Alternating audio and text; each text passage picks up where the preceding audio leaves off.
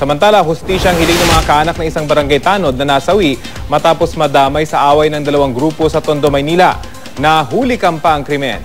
Balitang hatid ni Jam Sisante.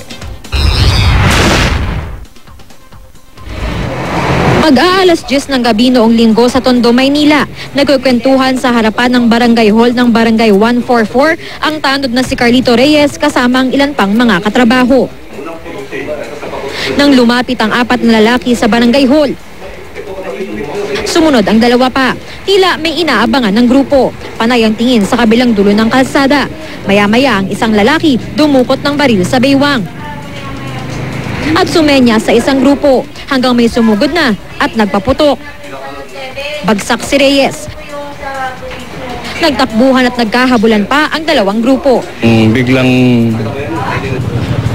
dumating yung isang kalaban ng isang kabataan na nagsalita ng sige, sugod. Kami wala kaming kalam-alam.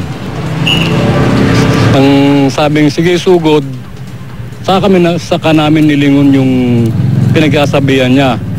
Sabay bigla naman putok ng baril. Ayon sa mga otoridad, matagal na raw nagkakagirian ang dalawang grupo. Sabi ng kaanak ng biktima, nagkataon lang na nandun sa pinangyarihan ng gang war ang barangay Tanod. Dapat po, Biyernes pa lang nasa bahay na namin siya. Kaya lang mas ginusto niya pong magstay kasi may trabaho po siya eh.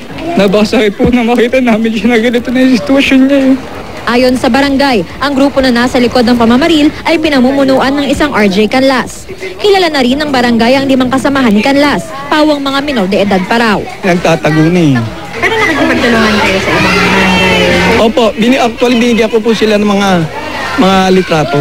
Sana po tulungan niyo po kami na mahuli po silang lahat. Lalo na po yung nakapatay sa tatay ko. Kasi po, kung sino pa yung mabubuting tao, yung po yung namamatay eh. Marami pong inosente na nadadamay. Patuloy naman daw ang investigasyon ng Manila Police District sa insidente. Nagsasagawa na rin sila ng manhunt operations. Jam Sisante, GMA News.